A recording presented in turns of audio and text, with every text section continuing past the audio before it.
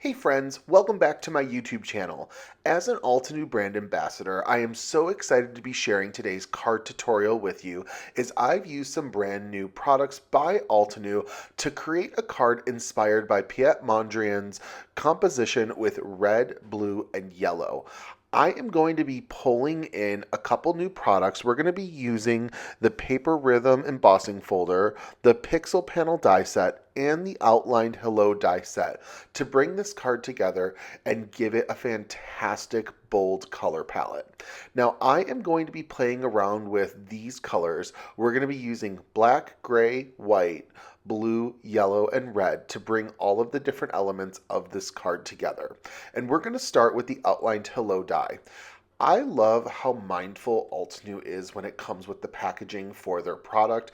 Everything comes with a nice little folder when it comes to die sets, and it has the items on a piece of acetate and then also areas on the packaging that it goes as well.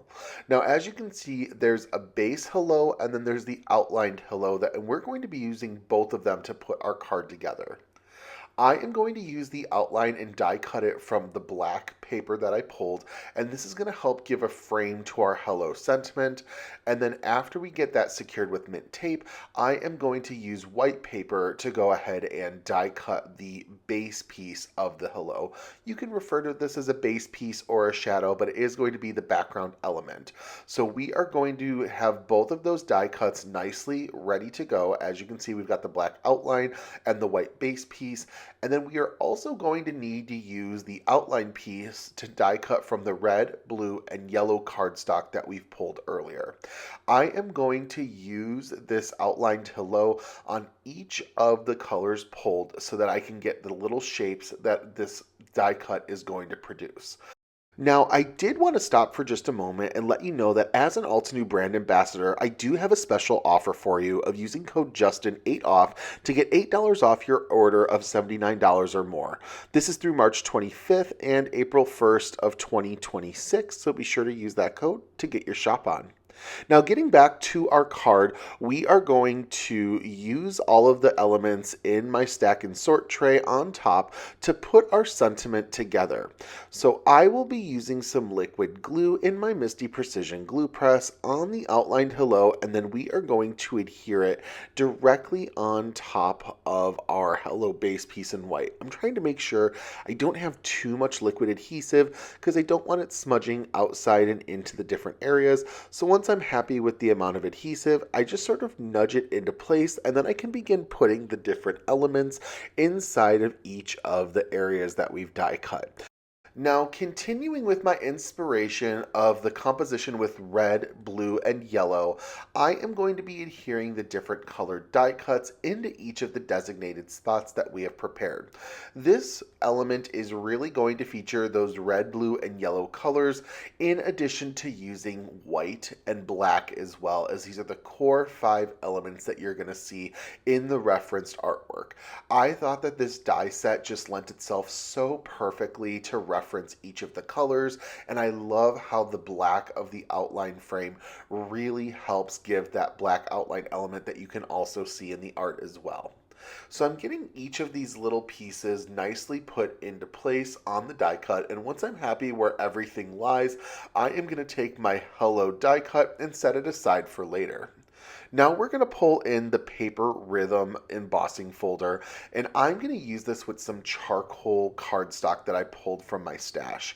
Now, to get this ready for embossing, I'm going to spritz the back of my panel, and my goodness, that looks like a lot more water than I remember putting on. But regardless, we will be all good to go, so I'm going to put the dampened piece of paper into my embossing folder, and I do use the water to help the paper fibers sort of match with the embossing folder and not get any of those cracks. And here you can see how nicely it's been embossed when processed through my die cutting machine.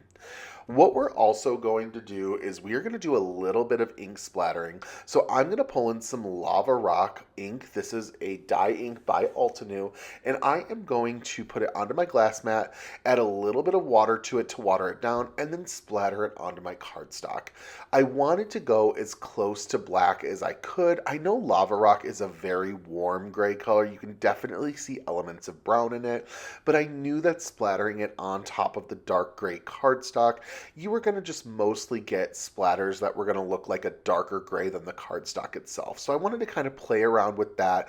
I really do love how this turned out though, with all of those splatters on our embossed folder. In addition, all of the embossed elements do match up with the Pixel Pane die set, so we're going to pull that in and start working with that now. What I'm going to use is the 3x4 grid that's included in the Pixel Pane die set and die cut this twice from black paper.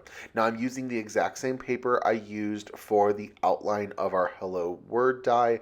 I think it's important to point that out because when you use different black papers from different manufacturers, they actually can look a little bit different. So here you go, we've got our two panels side by side, and then we are also going to use the detail element of the Pixel Pane die set to die cut that image from each of the 4 pieces of scrap cardstock.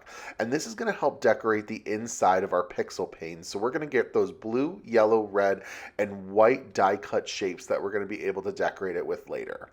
Here you can see all of our elements that we're going to be working with, and now we can sort of start assembling our main panel for our card. Taking the 2 pixel panes, I am going to put them right next to each other and connect them with a piece of mint tape. I think for me, it's just easier to map out where these would be centered on my card when trying to think of them as one complete unit, as opposed to trying to figure out where each of the individual panels would go so that they end up being centered themselves.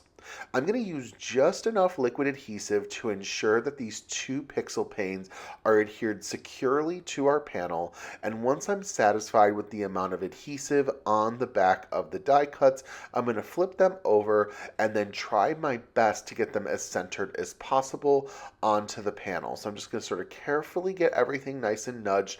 I'm definitely going to be taking advantage of the extra wiggle room time that liquid adhesive gets you. Once these 2 pixel panes are nicely in place, I'm going to try to map out how I want my Hello die cut to sit on the card and then begin putting the different decorative pieces inside of our pixel pane. So I'm starting with the larger squares. I'm going to use each of the colors of the large squares. They just are a real time saver because it's just one square, pop it right into place. And all of these little elements in the pixel pane die set are designed to perfectly work in sort of any combination that you would like and fitting inside of this pixel pane. I like working with the 4 different colors all die cut because it really gives me an opportunity to mix and match the different colors, and I've got a lot of variety in my little stack and sort tray to pull from to make sure everything works nicely. Now, because we're working with squares, I think what's great is that these different elements can be inserted into the pixel pane, either in what you could consider portrait mode or rotated so that they would be in landscape mode.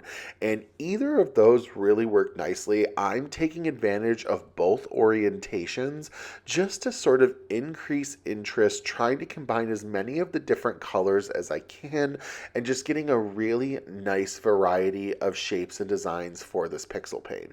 Now, trust me, I understand that black, white, red, yellow, and blue may not be your ideal color palette. I really did want to go with that inspiration from the composition with red, blue, and yellow design, but you could have so many other fun colors that you can go with.